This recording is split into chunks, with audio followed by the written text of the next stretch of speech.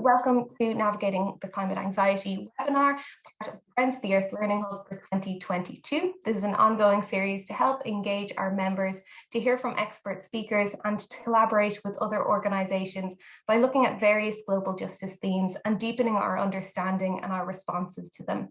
This year, the series is exploring activism, the arts, energy poverty, retrofitting, climate anxiety, gas infrastructure, direct action, and other topics as well through reading materials, shared discussions, and tonight's panel discussion about climate anxiety, which is also looking at the themes from the book Warmth, Coming of Age at the End of Our World by Daniel Sherrell. Our discussion tonight is chaired by the amazing Áine O'Gorman, and we have three other speakers. I'll tell you a bit about them before we pass over to the discussion.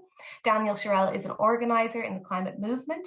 He has led successful campaigns to phase out coal-fired power plants, divest millions of dollars from the fossil fuel industry, and pass a Green New Deal bill for New York, legislation that the New York Times called one of the world's most ambitious climate plans.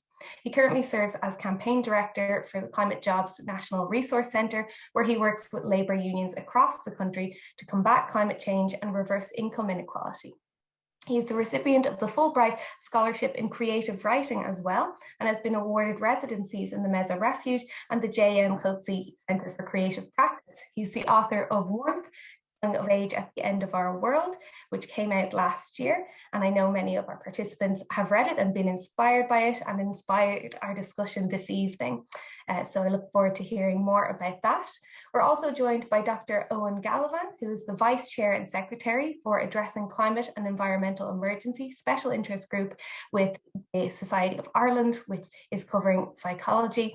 This group's primary goal is to raise awareness of the psychology of climate change, climate inaction, and the psychological consequences of climate change by engaging in consultation with government bodies, key stakeholders, and a wide variety of organisations. Dr. Galavan is currently a clinical tutor, senior supervising psychologist, and lecturer on the clinical and counselling psychology doctoral training programmes in Trinity College Dublin. Owen's a chartered clinical psychologist and associate fellow with the Psychological Society of Ireland, and Owen will be sharing his perspective this evening as well. And then we have Aiyana Helder. Aiyana is a youth climate justice activist who recently took a step back to recover from burnout. Over the years, Aiyana has worked on various projects for broader knowledge and understanding of both the threat posed by the climate crisis and how it interconnects with and exacerbates issues of systematic injustice globally. Aiyana worked with Friends of the Earth last year on a panel discussion called Hopeful Chats About Climate Change that aimed to motivate activists everywhere and combat crippling eco-anxiety. And our panelists will be chaired this evening by Áine O'Gorman, who is a climate justice activist who has been involved with so many groups of all ages, campaigning, strategizing, and caring for each other for the last 10 years.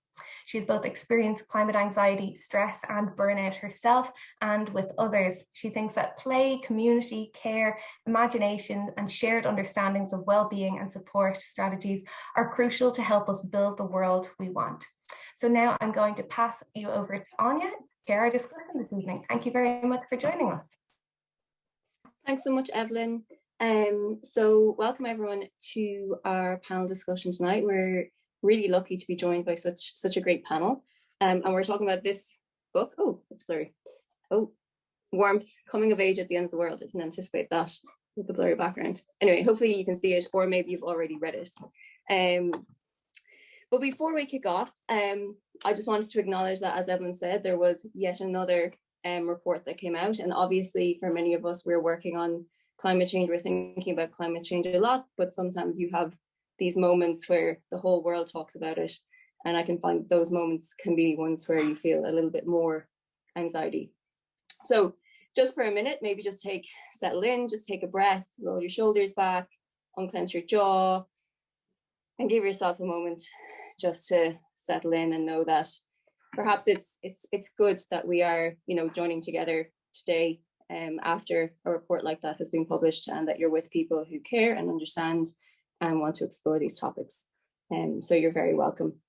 The other thing that I wanted to mention was the Q&A box again. So thanks, Evelyn, for mentioning it already. You can put questions in the Q&A box, but the other great thing about the Q&A box is you can upvote questions. So you can click the little arrow beside them, and what will happen is that question gets a vote. And so when we're looking at the questions for the Q&A, we can see the ones that are the most popular. So we don't have a lot of questions that are the same, try and make sure that you have a read quickly through the questions that are already there and upvote ones if they are on a similar theme to the question you were going to ask. And so thank you so much, Daniel, for joining us from New York, is it? Is that where you are right now? Washington, D.C., actually. Washington, D.C. And what time is it there? It is 1:10 in the afternoon. Oh, very nice. So I see you have your cup of coffee or tea. So I guess the first question I wanted to ask you about this book was, what led you to writing it? What were the key things in your life that brought you to the point where you said, you know what, I'm writing a book about, I guess it's called Coming of Age at the End of the World.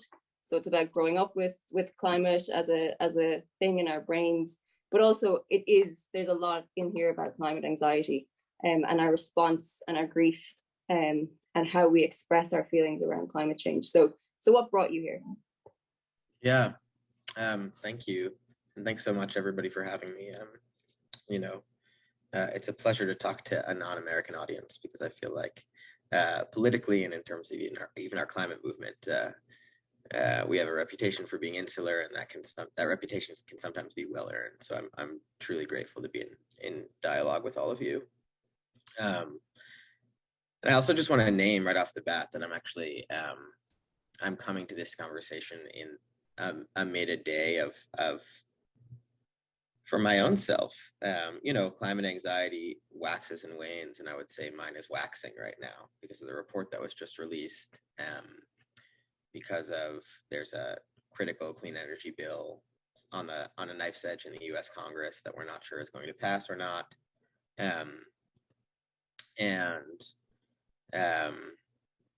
I guess I wanted to name the emotional state that I'm coming to this call in, because I feel like, I don't know, that's the kind of candor I tried to bring to the book and that I try to bring to the movement. So if I'm a little low energy or distracted, you'll know why that is.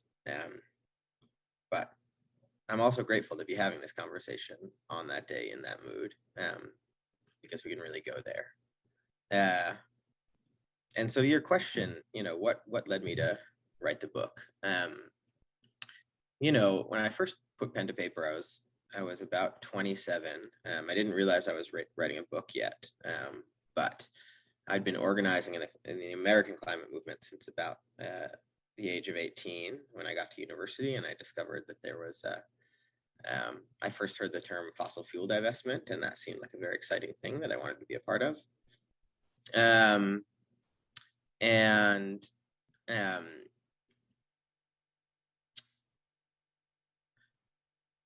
Maybe I should back up from there. I grew up in a state called New Jersey in the US, which is just south of New York.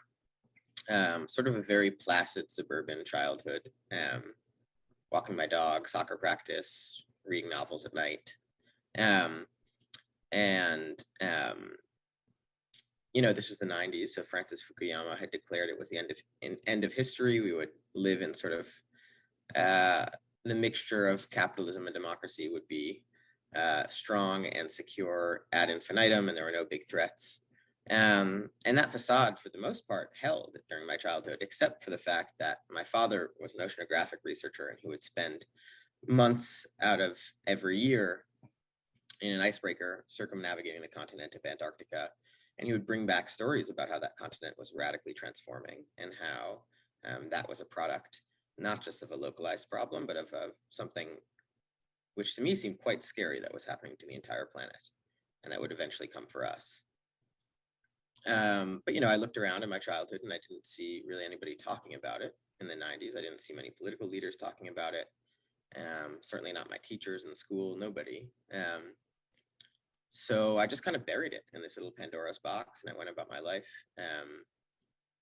And it wasn't until college that I was lucky enough to meet some amazing women who had already been radicalized around the climate crisis, who sort of recruited me into this divestment campaign, including one of my friends who grew up in Nairobi, Kenya, and had seen, a millennial drought just like ruin her family's crops in a way they'd never seen in the history of their living in that part of the country.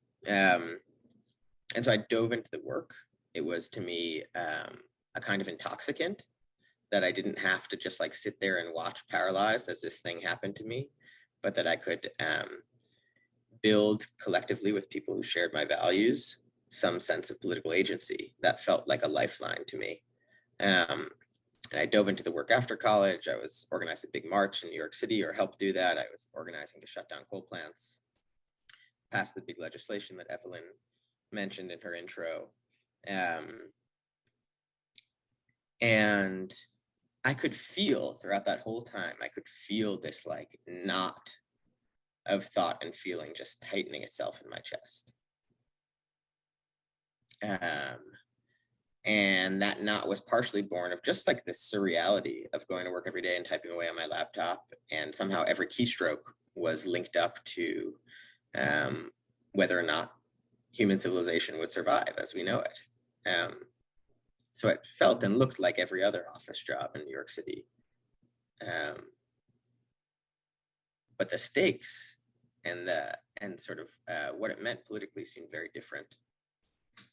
And so I wasn't able, though, in the trenches of those political campaigns, where I was like, sitting in outside the governor's office or drafting a policy memo or on endless conference calls, brain-numbing conference calls, I didn't really have the space to unravel that knot. And so it just sat there and got tighter and tighter. And at a certain point, it was sort of, people have asked me if this is a burnout book. I don't actually think it is. It's kind of like a pre-burnout book. I think I intuited on the horizon that if I didn't take time to unspool what was inside me and do that emotional processing to actually engender a real emotional, spiritual, philosophical encounter with the absolute enormity of this thing that is happening to us. If I didn't actually try to look that thing in the face, then something in me was going to break, and I just wouldn't be able to continue doing the work. And for me, writing and reading have always been a means of processing the world. And so I just started writing little notes to myself, sort of as an autotherapeutic thing. I did not expect them to turn into a book. And then eventually they did. And that process, that intentional process of digging into that Pandora's box where I'd stuck the problem of climate change was terrifying, and also is the thing that has allowed me to continue doing the work. And for that, I'm really, really grateful. That's great. Thank you so much. And if you haven't read the book, Daniel really goes into that in depth in the book.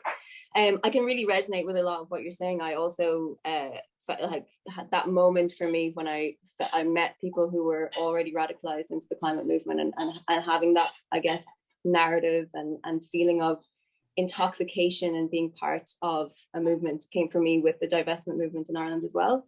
So I can really relate to that.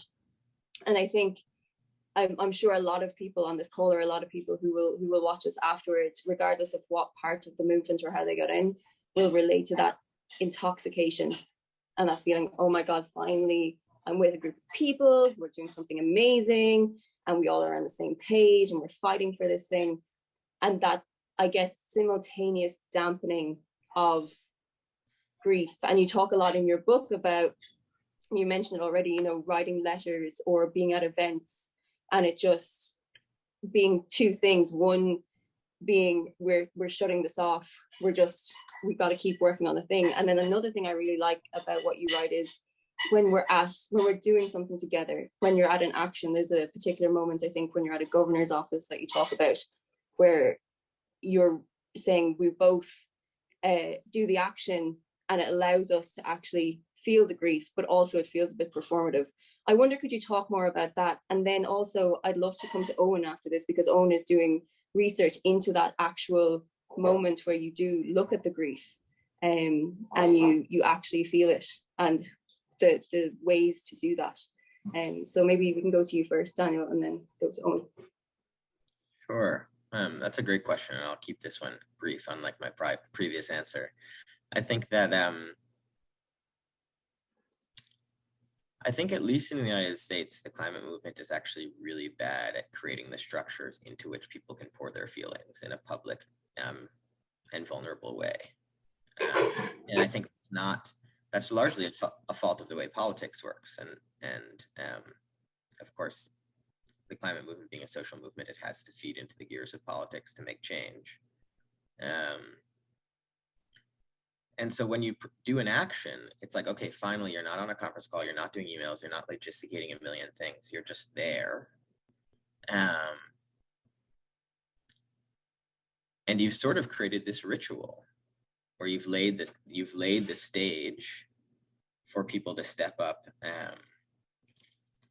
and actually give voice to the feelings that ostensibly led them to organize the action in the first place, but that absent that like intentional, almost ritualistic space that the action produces can't actually feel, or at least this was true for me. And so I would find myself getting up to speak at actions and like the tears would come then, you know, and they wouldn't. Other times I would feel numb, but sometimes setting that public stage was the thing that a lot of people needed to feel like, okay, if I put these feelings out there, they're going to be held. And I think that's the big thing, especially for young people who feel like, at least on my part, when I was very young, I would share these feelings and they weren't often held by people in the generation above me, mostly because this wasn't the world they'd been born into. And it's taken a few decades to shift their schemas, and some of them still haven't. So that's what I'll say about that, but I'd love to hear what Owen thinks.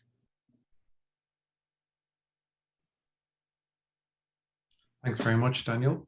And thanks also for your book. I've managed to read some of it, not all of it, I have to say, but the parts I have managed to dip into are wonderfully well written. When I think about this subject of how we manage ourselves in the context of the reality that we're facing, there's several ways of thinking about it, but one kind of simple distinction is kind of short term, how do I deal with myself right now? And then a longer term process, a bit like the depth you're talking about, and I know you reached to this in your book. The short term is when we think about something frightening, it triggers upset, anxiety, fear. And a lot of those emotions, their natural cycle is quite short-lived. You know, we think about it, we get kind of upset, and then that kind of level of arousal kind of dies down. And we can learn to navigate that on a moment-to-moment basis. This is where the healthy function of distraction and denial comes to bear. So we can't stare at this all the time. It would be too distressing to look at it without taking a break. In fact, one of the things I've kind of recently come into the climate space, and I'm saying to people, I spent 20 years trying to not think about climate change when I should have been thinking about it more. Now I'm trying to not think about climate change because I'm thinking about it too much. So the permission to not think about it, to disengage, is actually a survival strategy, but it's a short-term strategy. The longer term kind of game in this is more to do with a sense of meaning making. How do we make sense of why this causes such suffering and such angst? And there's lots of reasons for that. One of which is that half the world seems to be paying attention to it and the other half isn't. And there's nothing quite as maddening as being deeply upset and frightened about something important that's happening and everyone else acting as if it's not. In fact, if you want to make someone kind of go crazy, that's a really good setup. That's a really good way of doing that. So there's something about the scientific reality and the human reality that needs to somehow find a way into this space and both be honored for their value, and they're really quite different. And one of the challenges, I think, is that the climate scientists who are bringing this information aren't necessarily bringing it to help people manage their anxiety. And psychologists like me aren't necessarily good at saying why the world is warming up and the consequences of that on a physical level. So having these different voices is incredibly important.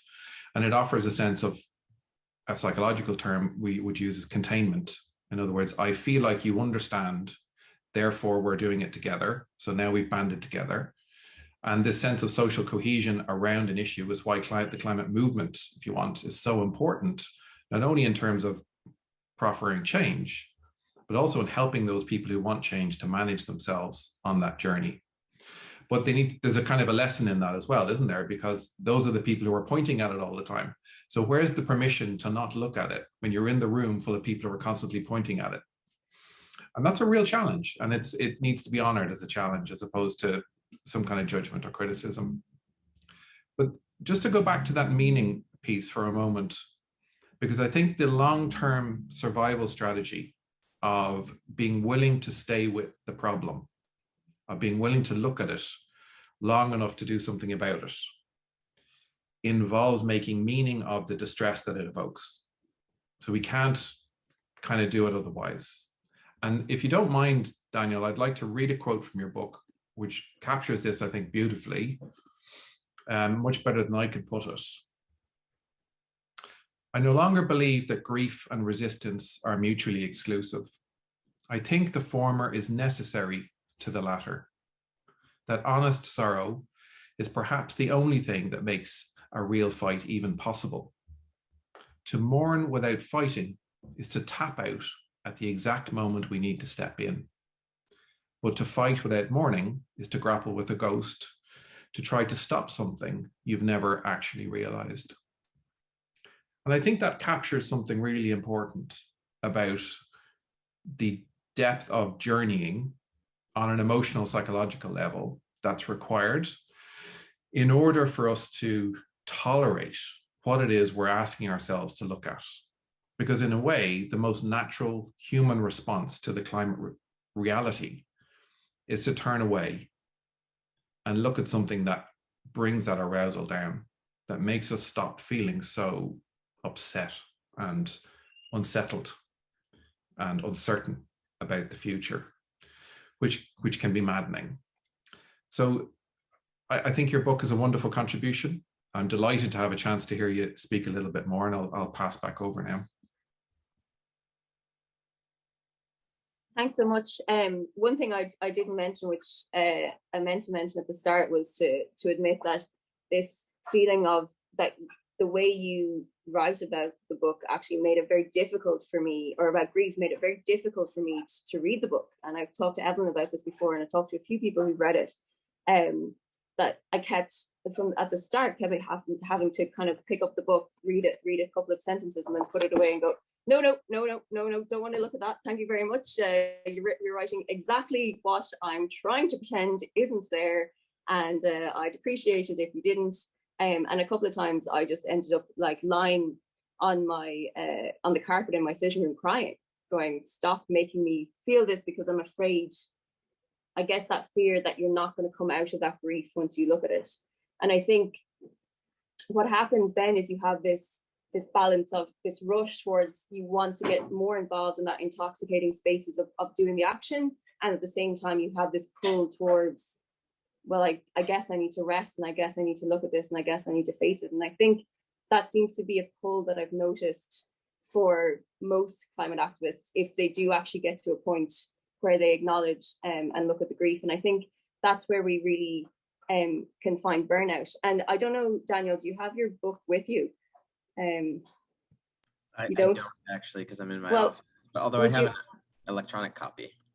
Well, would you mind if you don't have it, would you mind if I read out a section from the book that I think really speaks to this? So it's not too long.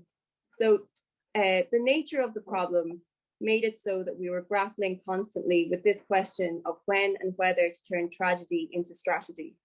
With each storm came the challenge of organizing a response that balanced mourning and mobilization, something that carried the weight of a memorial, but also worked to avert its repetition. Sometimes we got it wrong. Sometimes we felt like the worst kind of ambulance chasers. And there was always the issue of where to put our grief, where we could lay it down so it wouldn't get trampled in the commotion of our response. When I found no other place for it, I funneled my grief into work. I worked harder, clocking more hours, diverting more thought. My grief tethered me to my phone. It responded to a rash of emails in the morning and another one before bed. It logged out of one conference call and immediately into the next. It signed everything best, which it knew was disingenuous. I was far from alone in this. Everyone I knew who was working on the problem threw themselves at it with sub-healthy abandon.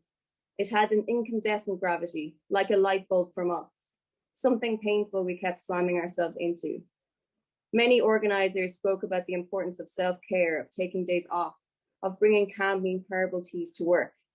But even this struck me as an instrument of the broader logic. Do what you need to do to ensure you can keep working hard in perpetuity. The goal was to push as much as you reasonably thought you could without getting so tired that you gave up completely. Many of us operated right at the edge of this line, constantly trying to fend off burnout, a phrase whose irony wasn't lost on me. And I really resonate a lot with that feeling that I think often, and in many movements that I've been in many groups, the self-care, the community care, the things that you do for well-being tend to happen when there is crisis, or as I guess, an invitation to keep working as hard as you can. They're not a part that are embedded. It doesn't feel like a sustainable space. It's more a, let's do this so as we can keep working, rather than this is part of the future that we want. Climate change is part of a bigger issue. I wonder, would you like to speak to that? And then also, I think I might bring in Aiyana then as well to talk on this. Yeah, I'd be excited to hear what Aiyana has to share. I mean, I think this is the really hard thing about climate work is, right, like we've all been given, as far as we know, we've all been given one life, 67 years on average. And as we fight to retain the world we know and love, and or create a new one that actually instantiates the values of sustainability and justice, there's this balancing act between how much am I trying to build that new world and how much am I just allowing myself to enjoy the one I've been given. And I find that a really hard balance to strike, but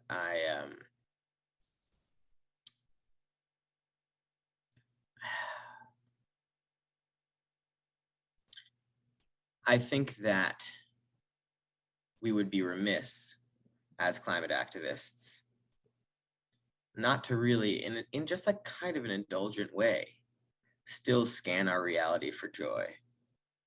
Because there remains a lot of beauty and joy, even in a world that feels like it's disintegrating sometimes. I think a headspace that I can get into that's really helpful is actually that, like, the crisis kind of is like this backlighting to all the many things that humanity has taken for granted for so long. And now those things are in jeopardy, and we've put them in jeopardy.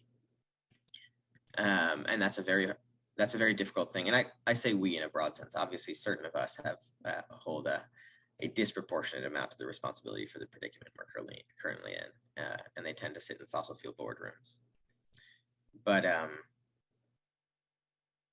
the fact of those things, at least for me, the fact of those things being in jeopardy really trains my attention on them and reveals their inherent beauty anew, whether it's people I love, whether it's natural landscapes I love. And I really try to step into that feeling. Like, my God, the reason this is so stressful is because actually the thing that we're trying to defend is so beautiful. Our communities, the landscapes we inhabit, and just to allow myself to feel enormous gratitude for the many, many things we still have. And to allow myself time and space to really enjoy those things, not as a conduit back into the activism space, but as like an inherently good thing in and of itself, and like a reasonable response to the existential predicament of, like, how do you live your life in civilizational decline? You know, not that I'm a fatalist, and I can talk more about that, but yeah, I can sometimes feel a little bit misanthropic, like people aren't doing enough, etc., etc. But when I see people kind of focusing mainly on enjoying their own life, I also see an inherent beauty there. So anyway, that was longer winded than I intended, but I'd love to hear what Aiyana thinks.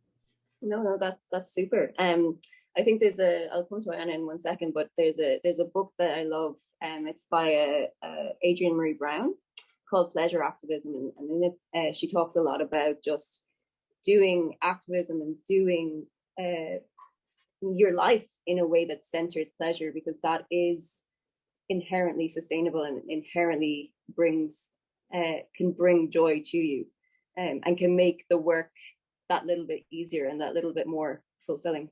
Aiyana, I know that you have comments on this space, but you also have comments on the ideas of who can actually, if you're feeling climate anxiety, or if you're feeling anxiety around any kind of these issues of systemic injustices, that often we're told get involved in activist groups. But then for some people, even if the activist groups were as sustainable as possible, it's still not accessible to them. So it would be great if you want to speak to both of those things now, or if you just want to speak to the, I guess, sustainability of doing activism to start with, and then we can come back to the accessibility issues. So however you want to tackle this, just kind of.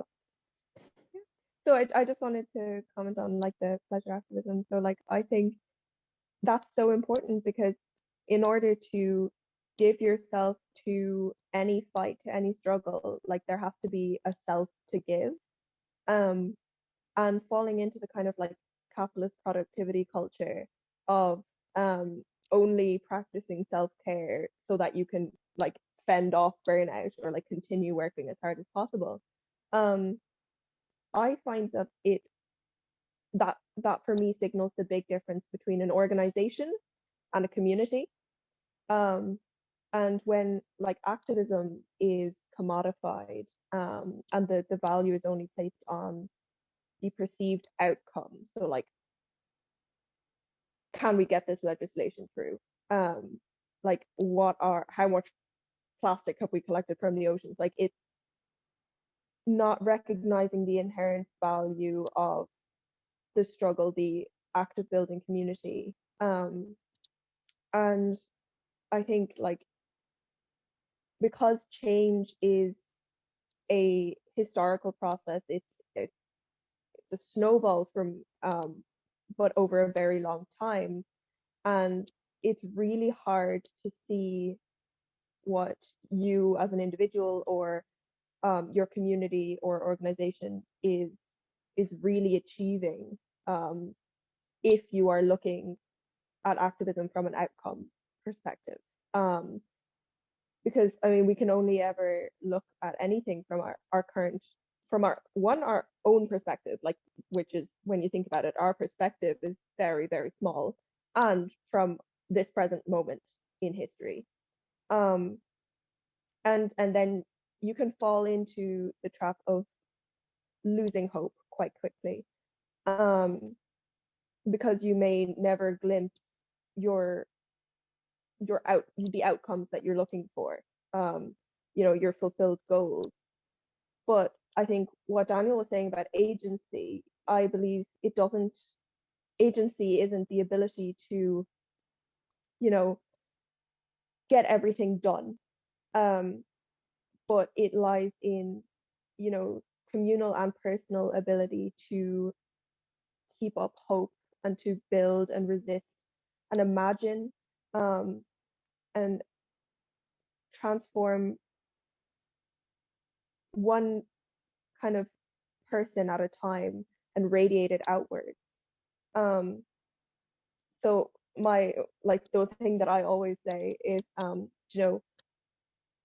you're looking to create that revolutionary future that you're looking for. You're creating that in the present, in little pockets of the present. You're creating that future, because we're never just going to arrive at the future, and I think what I was saying about, the difference between organization and community. So I think community it's validation, it's support, And of course, it's also a source of information and accountability. But I think there's a feedback of energy that comes from community and the space to experience grief and anger and process that together, as well as the facet of organizing, which can where you can put that grief and that anger into something, which is, organizing and activism.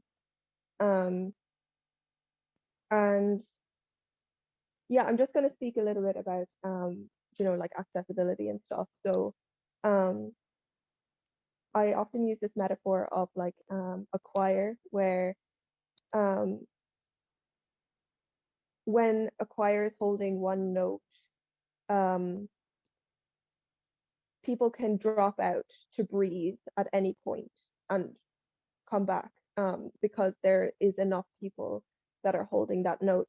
And activism has to be the same, like, but not everyone can do the same type of activism, the same amount of work. And also, I mean, there's a lot of people that are coming into like climate spaces with intersecting oppressions, and likely also intersecting struggles. And I think, the climate movement in kind of, I guess, I can speak Ireland, is decent enough at recognizing that there are overlaps between, for example, racial justice and environmentalism, and gender justice and environmentalism, but less good at recognizing that it's not just that your fight overlaps with other people's fights, but that those people in the other fights are also in your fight. Like, there are, BIPOC people in the climate movement. There are disabled people in the climate movement.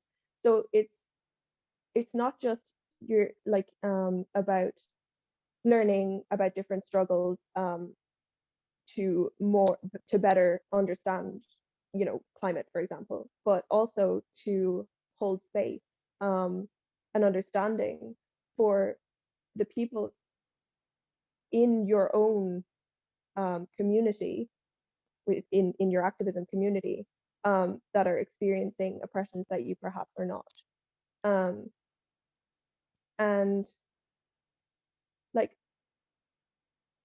in that way, individual knowledge and skills and stuff work very synergistically in a group. But in order to really radically welcome everybody into a group, that learning has to be there constantly, and I mean, it also makes the whole climate group or the whole community less insular when you're connecting your fights on a systemic level.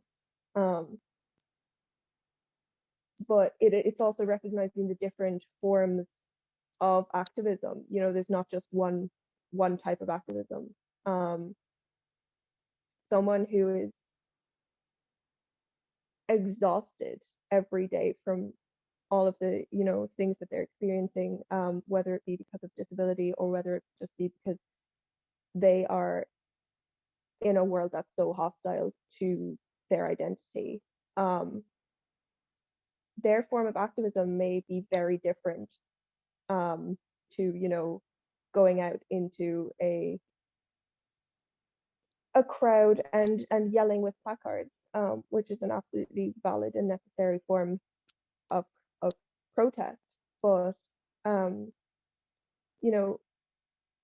resistance and activism, it changes with context, it changes with ability, age, means. Like, I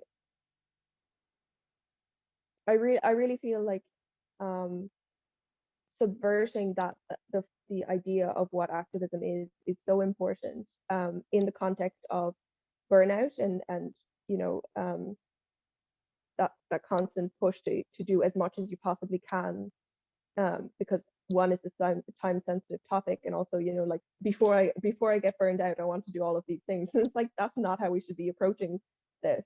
You know, what the social permission to disengage is, which is what I think Owen was saying, like that's so important. And whether that be disengaging from your previous type of activism to do something else entirely, like, you know, maybe something in your job, your actual job, like whether you're doing youth work or whatever, is like, that is activism as well.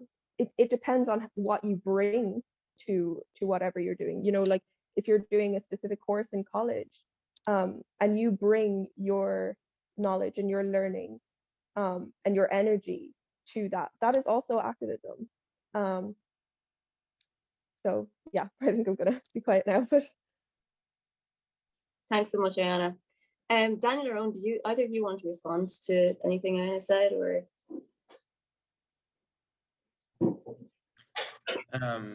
Yeah, I found that all really, really, really helpful. And two things that stuck out to me. On the one hand, totally, and any work that is further knitting the social fabric and that is engendering the redistribution of resources from the rich to the poor is climate work, because all of that work is making us more resilient as a society to the impacts of the climate crisis. So whether it's like, whether you're a home healthcare aide or whether you're an elementary school teacher, you know, as long as you're not an investment banker, you know, leveraging coal futures, like you're, you know, there's a lot of work that just goes into like knitting the social fabric and re-knitting it again and again every day. So, and I really loved what Aiyana said about imagination. I think of imagination as this kind of flame that we're kindling together in our movements, in our communities, because it really is, to be able to imagine the world we want is an absolutely necessary precondition to creating it. And not only imagine it, but imagining it becoming real, seeing it within reach. And I think part of the function of social movements is to keep that flame alive and to add logs to the fire, because that is ultimately the bedrock of everything we're doing. But then, yeah, also just, I don't know, it's such an eminently reasonable thing for people to be given license to enjoy their lives despite what's going on a systemic level. I really like, and I struggle with this too. I feel like a sense of guilt and responsibility and overwhelm that shackles me to the work sometimes in an unhealthy way. And so I've worked really hard to give myself license to, like, you can also, you can share this burden in community, and you also can put it down from time to time, and that's okay. That's not being irresponsible. And at the same time, you know, I also feel I hold these two things in tension, that like, you know, if we do evacuate the field of politics to the right, and to like rising global fascism, like that will mean suffering for people. So it's sort of like, how do you maintain your presence in that arena? But also not let it grind you down into like a, you know, an email machine or a burnout time bomb, you know, and that's something, that's a tightrope I'm always walking, and that I also create meaning from. Super. Owen, did you have anything to add there, or? With a lot of ground, I guess what's comes to mind is something about the social contract and the social norm around climate, and why it's so challenging to either talk about it or not talk about it. So there's a kind of a social contract to not talk about climate change.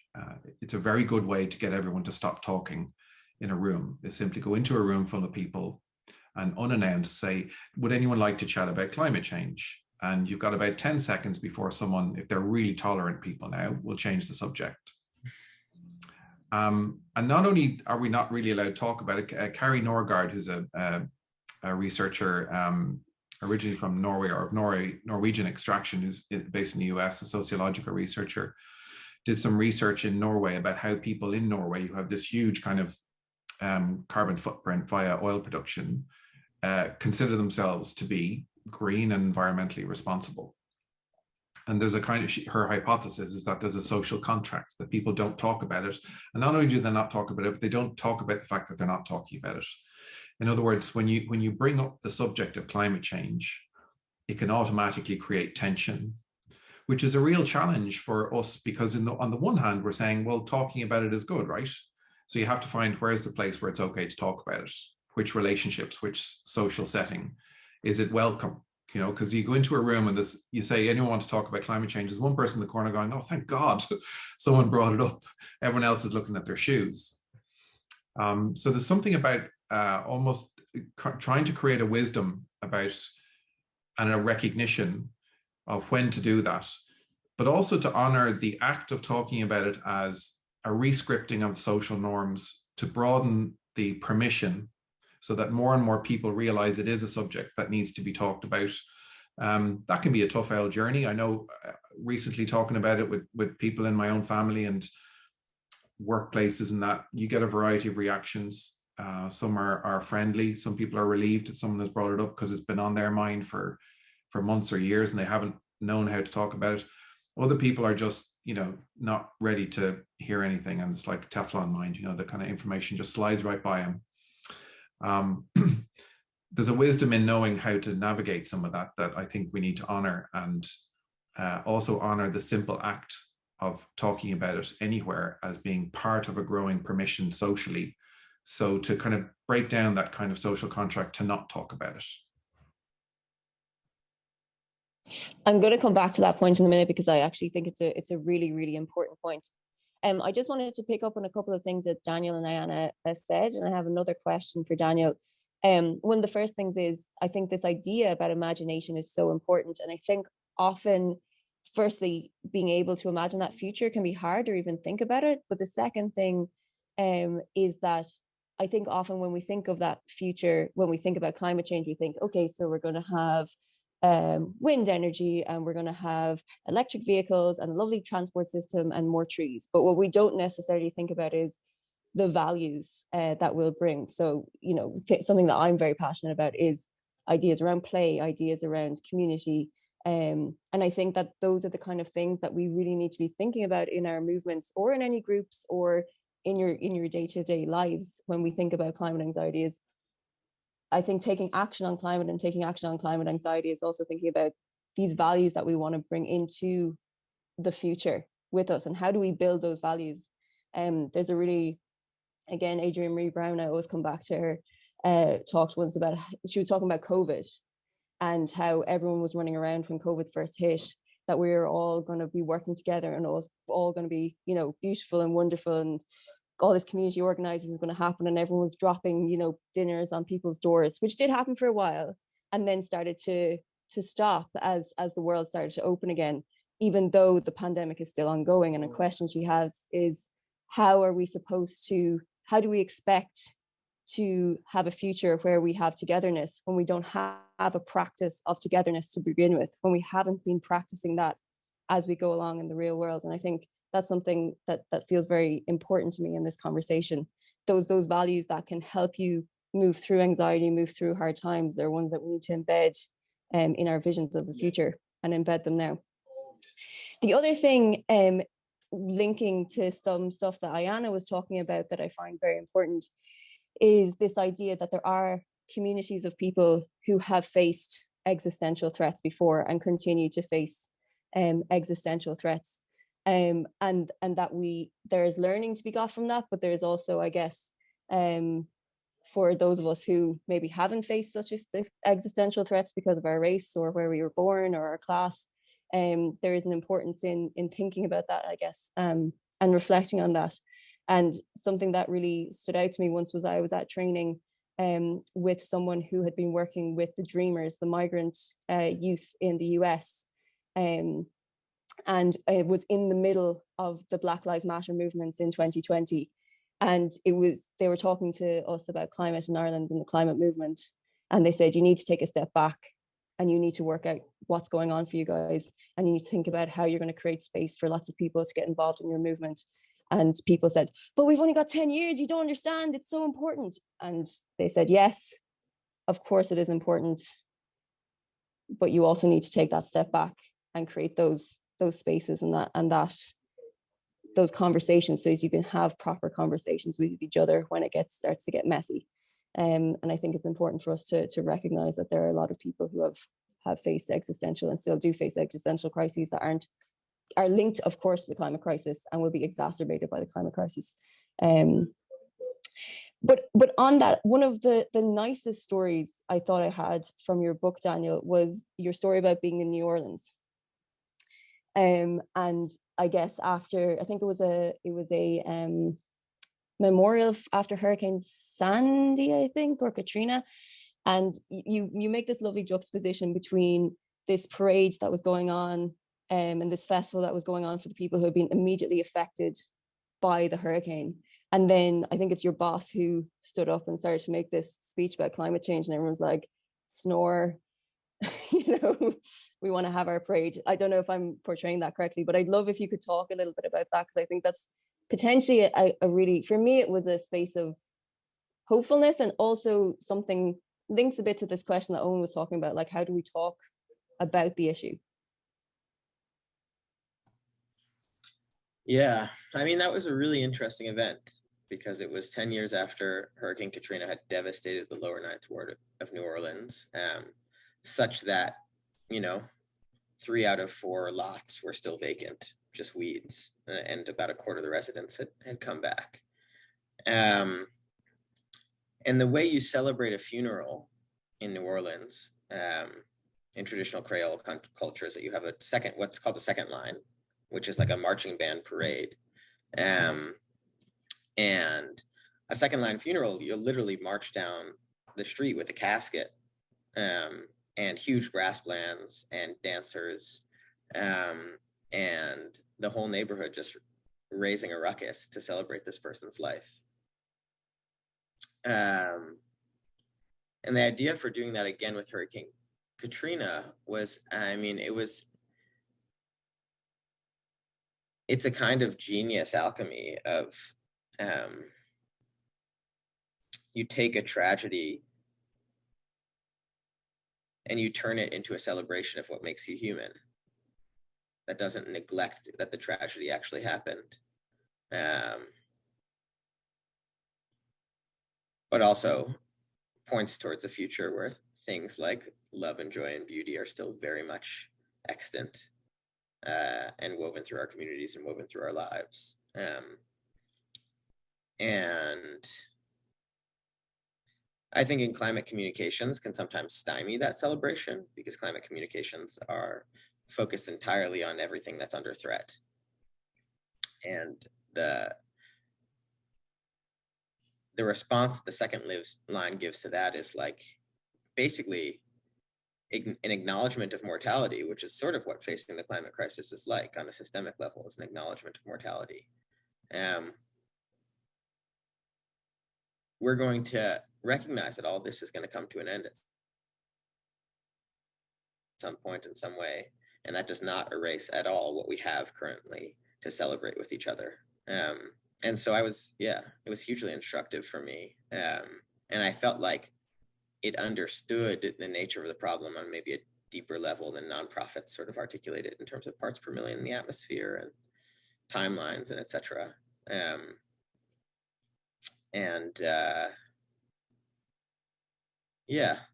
I was just extremely grateful to be a part of that. Super, thank you. I just want to take a pause because we've been on this Zoom call for an hour, and we're only going to stay for another half an hour maximum. But again, I just wanted to take a pause. I know, Daniel, you're not feeling great today. I've seen some people being super, super honest in the chat box and in the messaging, saying that they're feeling very heavy. Some people are saying they've been crying for a few days. Some people are saying that they have this fear around politicians not taking action, and that causes them so much anxiety. So I just want to take a moment for everyone to take a breath, to unclench your jaw, to maybe if your fists are tight or if any of your body is starting to tense up because you've been sitting down, roll your shoulders back, maybe shake your hands out, stretch whatever way you need to stretch. And just give yourself, I'm just going to be silent for 1 minute. If you want to turn your camera off, if you're on the panel, if you just need to run around the room or do some jumping jacks, if you're waiting and you're on the Zoom call, or if you're on the other side of the webinar, go grab yourself a quick cup of tea or whatever you need to do. So just 1 minute of silence.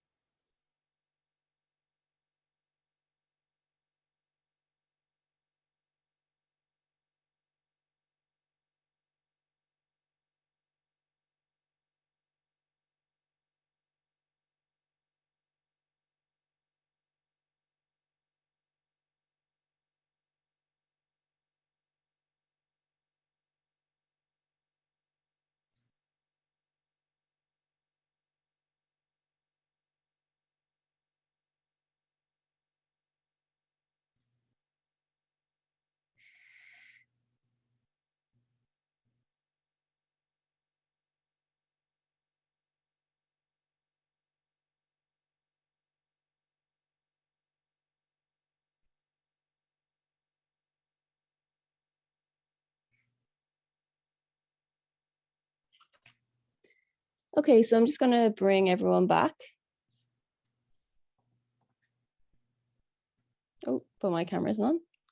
And I just wanted the panel, and I'd like everyone else to join us and do your biggest, cheesiest grin that you possibly can. Okay, super. Okay, that's made me feel a bit more settled.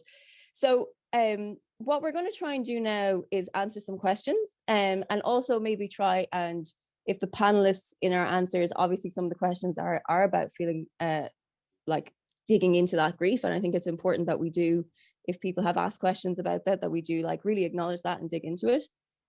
But also, can we maybe try and move towards, I guess, solution-oriented or joy-oriented answers to the questions when it is appropriate. So the first question that I wanted to come to is from Jen, and it links a bit with what Owen was talking about before, which is talking to people and creating those spaces for conversations.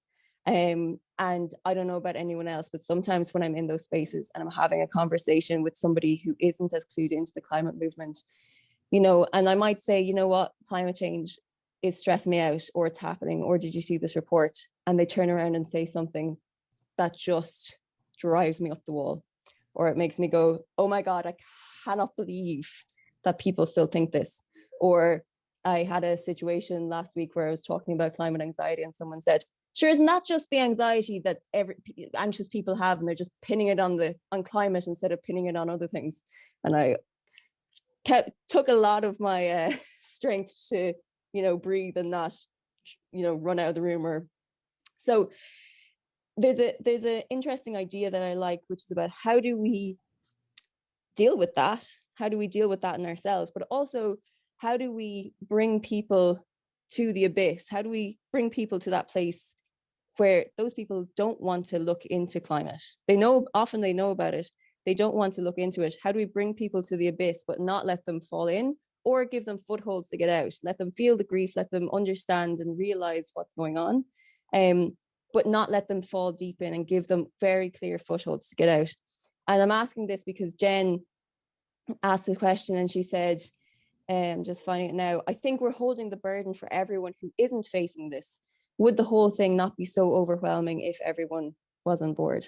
So Aiyana, you want to come in there?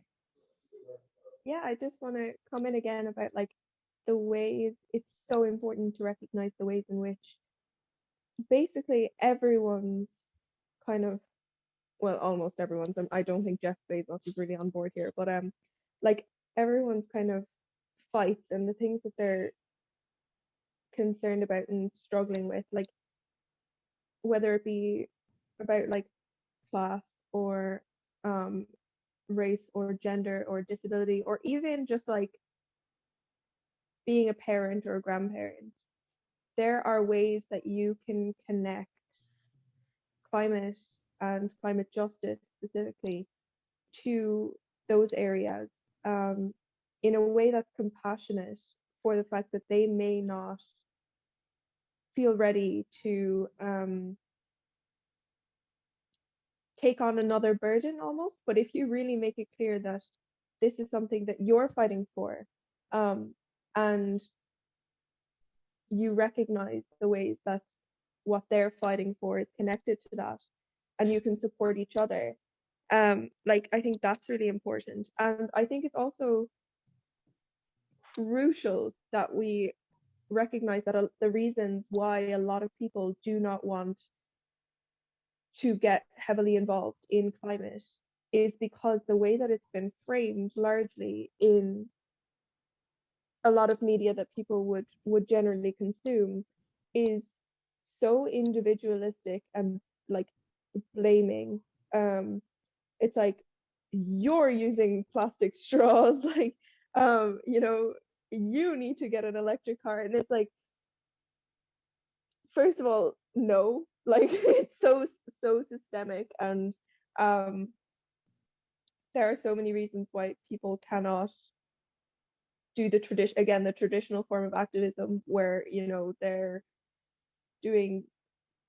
following the whole 50 tips on how to be greener in your life. Like, they can't follow all of those. But that doesn't mean that, you know, climate doesn't concern them, or, you know, that they're a bad person, because that's going to shut people off from even sharing that burden with you. So yeah.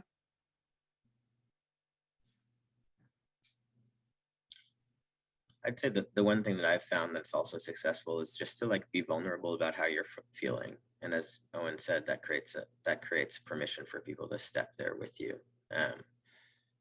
But I don't think you can grab people and, you know, force them down into the pit. Nor do I really want to. But I do want to be able to tell the people I love that, like, yeah, like, I watched Planet Earth last night and I just sobbed, you know?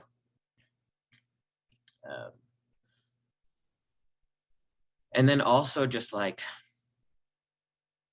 and especially if that person knows he's a full person, and there are also days where you're like happy, or you're at a bar, or you're going to go to the rock climbing gym, or whatever it is, like, that there are millions of other people right now that are contending with the grief in a real way and still living full human lives, and that those things are not maybe mutually constitutive and are certainly not mutually incompatible. And I think you talk, Daniel, in your book about, and I think maybe this is the quote Owen read out earlier, about grief almost being, and seeing that grief and acknowledging that grief almost being a continuous loop towards taking action. If you obviously do it in a sustainable way in the ways that we've talked about earlier, but showing people that as well, I guess, is possibly helpful. Owen, if you wanted to come in there, that would be great. But I think something that like follows onto this quite well, that someone's asked directly to you, is, do you think there's a fundamental flaw in the way that humanity deals with threats like the climate crisis, the way we want to deny it and we collectively agree to remain silent? Do we have to overcome our basic programming not to worry about chronic threats, or is there a reason some people can see what's coming but others cannot? A great question. And there was a simple answer to it, because you could say that we're the problem, and how we're approaching or not approaching the situation is a big part of the dilemma. And it relates to what was being said before about how we approach conversations. I think one of the most important things we should bring with us into conversations is an understanding of the reality that all of us have been socialized and habituated into systems and cultures that are perpetuating a multi-systemic set of problems that are causing a big problem that we call climate change. And there's great complexity in that. People didn't wake up in the morning and say, do you know what I'm going to do today? I'm going to set out to ignore the causes of my, or the consequences of my behavior, and destroy a habitable planet. Nobody woke up and decided to do that.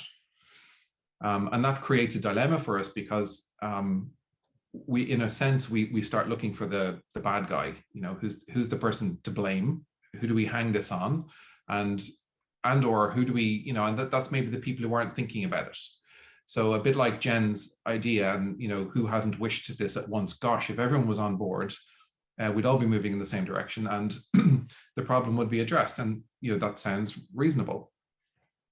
But the challenge in that is that people who aren't on board can kind of become the bad guy in our heads in a way. And we have to, I think we have to be really cautious, because in a sense, we're all part of the problem. We've all participated in it in some way or another. Obviously, there's huge variation in that too, in terms of the extent of who's contributing the problem, particularly when you look at the global contributions of different countries, etc.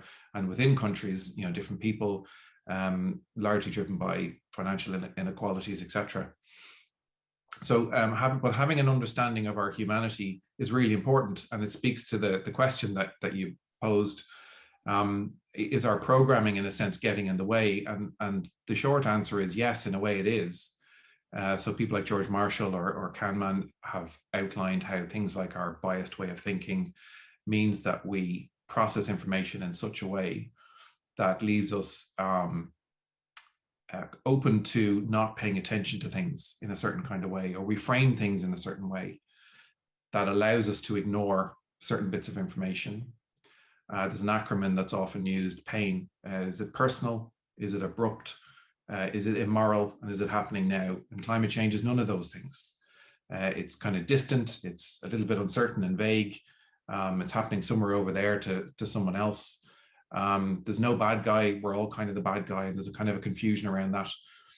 So in terms of responding to an emergency, the climate crisis is a crisis unlike other crises that makes it very hard for us to react to it in the way that we respond to war in Ukraine, for example, or the natural disasters which are the outcome of climate change, which ironically, as George Marshall points out in his book, sometimes people in those environments, after the climate crisis outcome has happened, like a flood, for example, are less likely to talk about climate change because it's a divisive conversation. And at that point in time, they're rebuilding their communities. So they don't want to bring in a divisive conversation, which is, you know, such an irony when you're looking at it from the outside looking in, that people become less willing to talk about the thing that caused the issue that they're all trying to rebuild themselves from.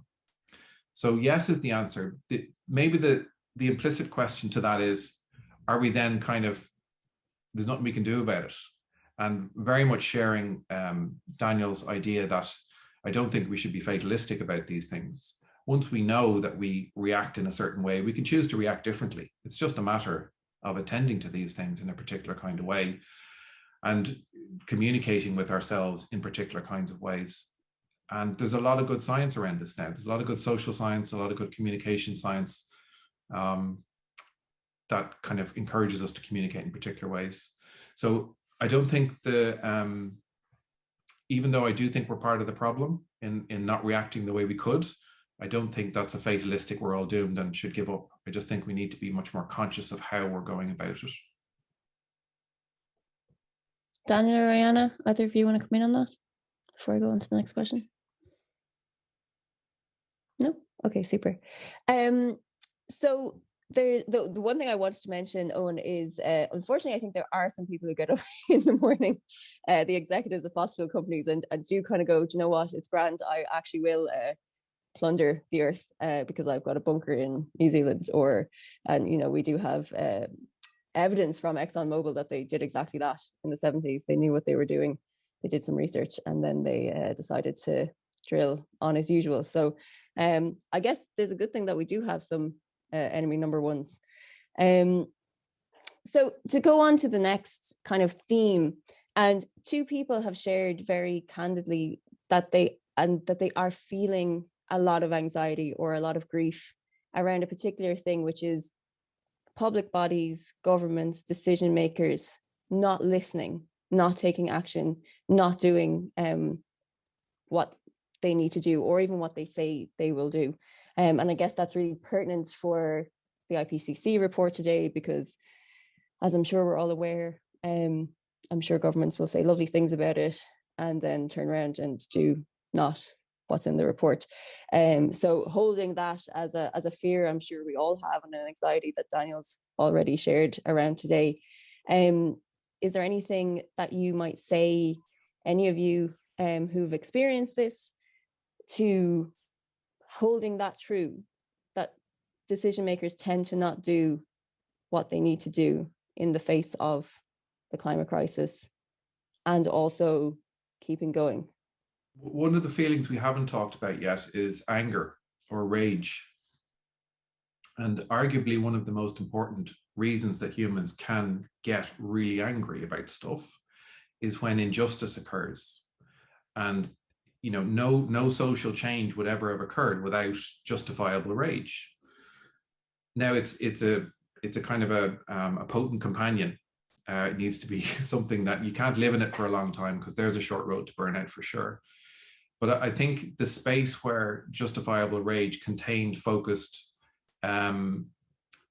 civil disobedience, for example, these things have a place in an evolving society. And when governments disavow communities of their rights to a future and a habitable earth, and they don't live up to their promises, I think there is a space for that. And I don't think we should pathologize that. I think we should embrace it and give it its place. But also it needs to be done with caution, because, we have to survive over a longer term, and this problem isn't going to go away with one protest. Daniel or Aiyana? Yeah, so like I actually spent a lot of time like so angry about the state of formal politics, and the absolute lack of action, meaningful action, that is. And when I kind of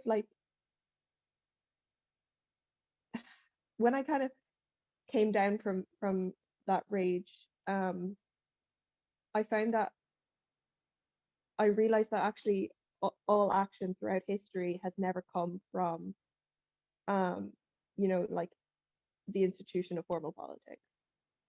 It has always been through like mass organization and protest. It has always been through those external to the system fighting. And in that I was able to place my anger towards recognizing systems. And again, for me, it was like whether or not I organizing on a mass scale, like protests and stuff, which are so important, or on a more grounded level, reaching out to my communities. I'm not doing any of that through formal institutions, because I don't believe in them anymore. And like, while that caused me a lot of anger for a long time now, it's just like, it's something that I've recognized is, you just need to accept it, really, because there are really, really, really important things to be done within formal institutions of politics, such as, like climate litigation and stuff like that. And those who are willing to take on that mantle and that fight are doing really, really important work. It's just not personally for me.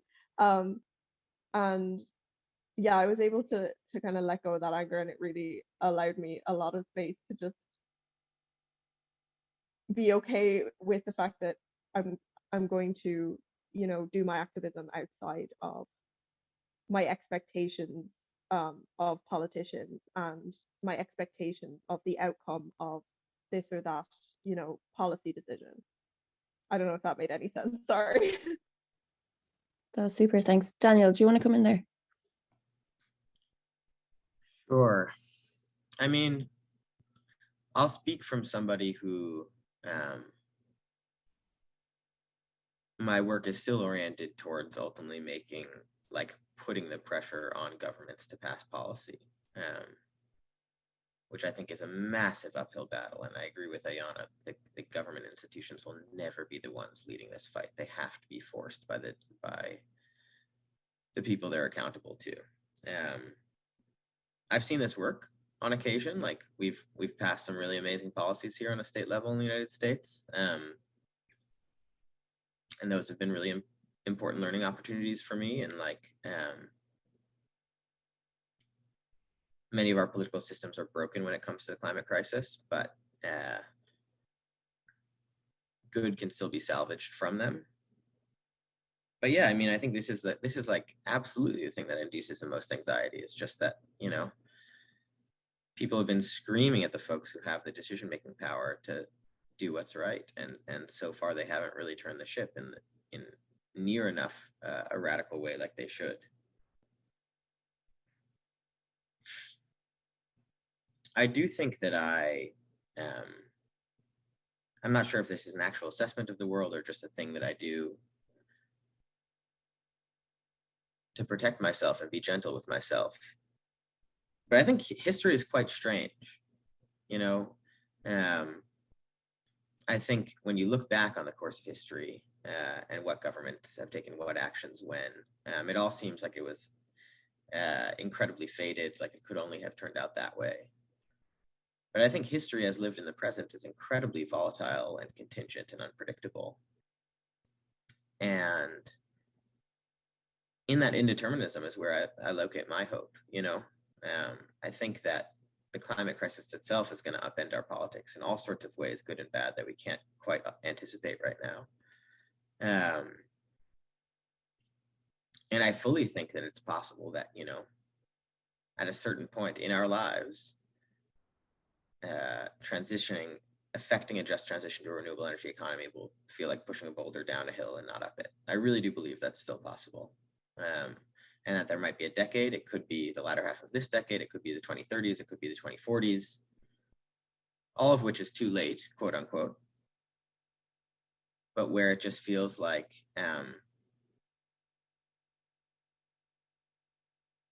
the transition has an internal and unstoppable momentum. I really do think that is possible. And I want to ground us in that collective imagination, that collective hope. You know, there's still a lot of variables at play. You know, does that come too late to avoid certain climate feedback loops, et cetera, et cetera? And I guess to that I respond, we just don't know, you know, but if each of us is going to continue doing our best on two fronts. One, our best to do right by the people with whom we share this world, and then also our best to do right by ourselves and our one lives and how we want to spend and enjoy them.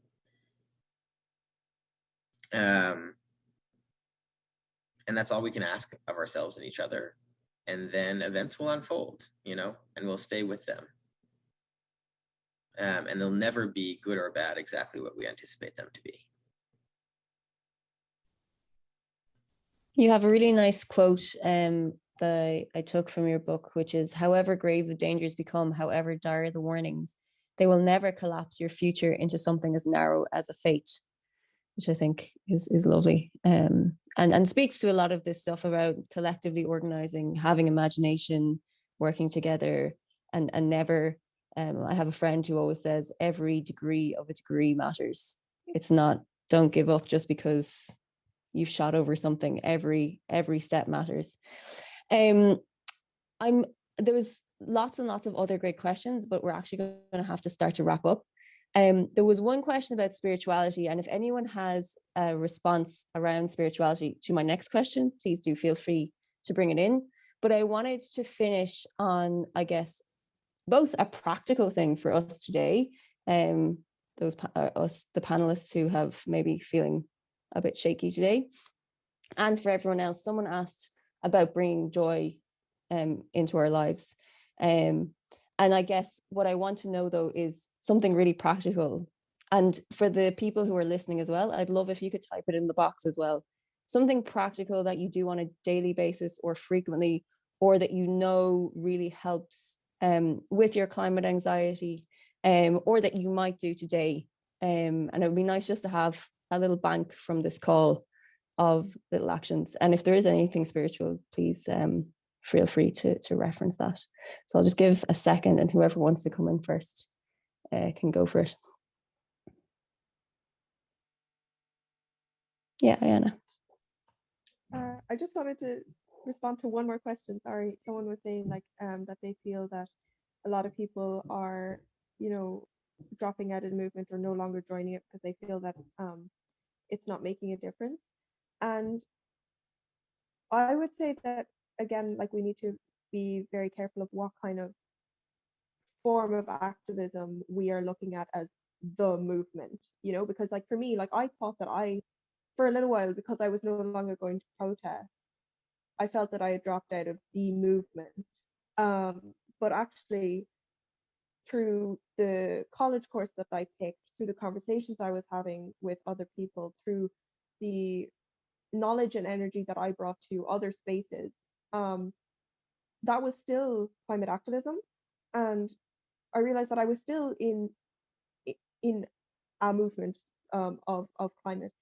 So like I think we also need to give people permission that and realization that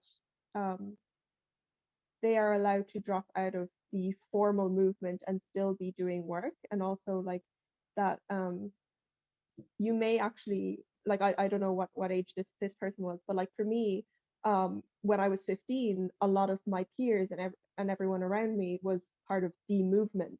And now that we're a bit older and we have different, you know, means and whatever, we all still care just as much and are doing and are putting forth a lot of energy, but in different ways. So it could be changing with, you know, context in life and stuff. So yeah, actually, I'll put that forward as my like thing for today. Like that realization was so important that there are just so many different forms of what I bring to the table, and that changes for everyone.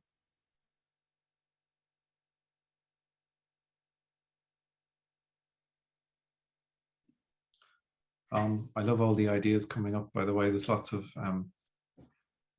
energy around connecting with nature, which is lovely to see. And this has been a lovely conversation, by the way, and I'm delighted to have had a part in it. One of the things that I think might be useful to remember, if we're looking for connection and joy, let's say, we can only feel our feelings from one place. So it's important not to assume that therefore sorrow, for example, or fear won't be there as well. And actually, one of the shortest ways to get to what you feel you love, and therefore where joy can spring from, is to look at what you feel saddest about. So to think about, when we're looking to find connection and joy, to not compartmentalize our other kinds of emotions out of that experience, and rather have faith in ourselves to be able to find meaning in whatever emotion we're feeling.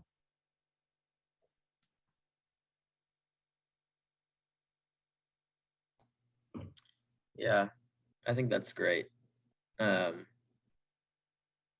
don't have a silver bullet, but I think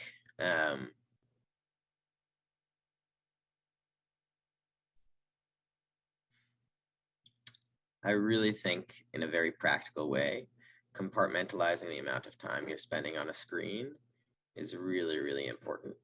And for me, that amount of time correlates pretty directly in an inverse way to my mental health.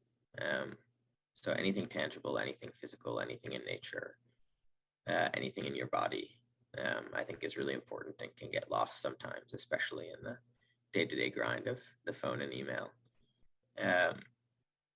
So I'll offer that as like a very concrete thing, but I love everything that's coming through in the chat. And I hope you all enjoy those things to the fullest, because you deserve to.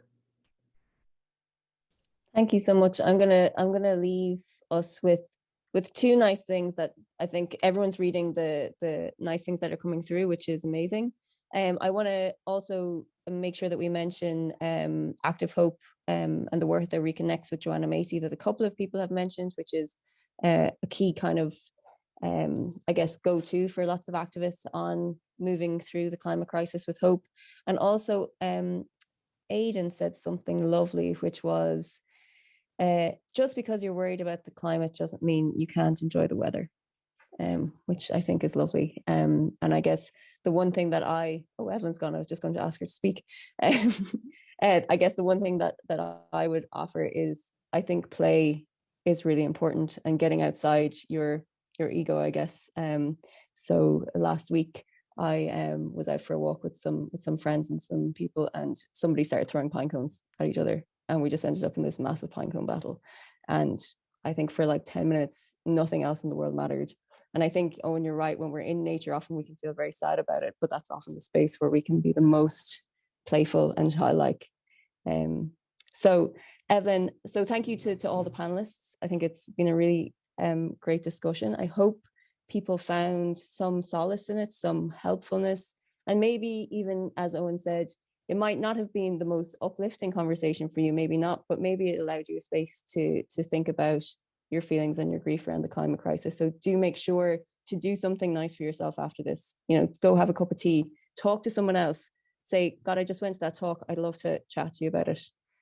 Just like I did when I was lying on the ground after trying to trudge my way through the first few chapters of Daniel's book, and he kept making me cry. I had to go and had my head patted by my boyfriend and say, it's going to be okay. So do make sure that you talk to someone and get yourself at least a cup of tea or go for a walk. Evan. Thank you so much. And I'm just smiling loads reading everything in the chat now, everyone's thoughts about how they find joy in the things around them. So thank you to Daniel, Owen, Aiyana and Áine for sharing your own experiences and fears and your hopes. And a huge thank you to all the participants sharing your thoughts in the chat now. Yeah, I know it's weird doing this on Zoom because you don't have that moment to chat to other participants to say, oh, I'm freaking out right now, or to talk about your feelings. So we do have some opportunities for that I'll share. If you're looking for a very immediate action you can take to continue learning about this and explore it more, I'm going to share just a couple in the chat. If you want to have a read of the book Warmth and you don't have a copy, you can get it on our website. Or if you want to join a local community taking climate action and you're not aware of one, and there's a One Future group link there, so you can look into taking action with that. And to talk about your feelings as well, and to talk about your own experiences, because everyone's going to experience this and navigate it differently. We do have another session this time next week. So next Monday at 6 p.m, we're going to meet again, but with an interactive discussion. So you can have your camera on, you can be unmuted, we can all have a good chat about it. And for that, I'm going to incorporate some of your comments in the chat. So myself and Áine are going to talk about the tips that were shared by the panelists today and the tips that were shared by the participants in the chat. I'd also like to ask if you could fill out this form that helps us inform our events. This is just a 2-minute feedback form. It helps in loads of ways, because when we read feedback, we know what worked, what didn't, what appealed to you, what do you want to learn more about, and what do you want incorporated into our session next week. So since you don't have to hop on a bus home or anything like that, since you have to go straight back into whatever you're doing next, if you can take those 2 minutes to just vent into that feedback form about what you're feeling and what you'd like incorporated next week, that would be a huge help to us. So next Monday, 11th of April, 6 p.m. And the link will be sent to your email, just like it was sent today. And we'll apply some of the practices and ideas that were presented here. I've been taking lots of notes about all the ideas shared. And that way you can also unmute and share your own experiences and let us know what has and hasn't worked for you regarding climate anxiety and what you've tackled. So please, you can put that in your calendar for next Monday at 6 p.m. and you'll also get a reminder in your email. Thank you so much for coming, to all our wonderful panelists and all our participants. And for those watching this back on a recording, I'm sure you felt like you needed to click on something that said navigating climate anxiety. And I know I needed this today as well. So thank you so much, and everyone have a lovely evening. Goodbye.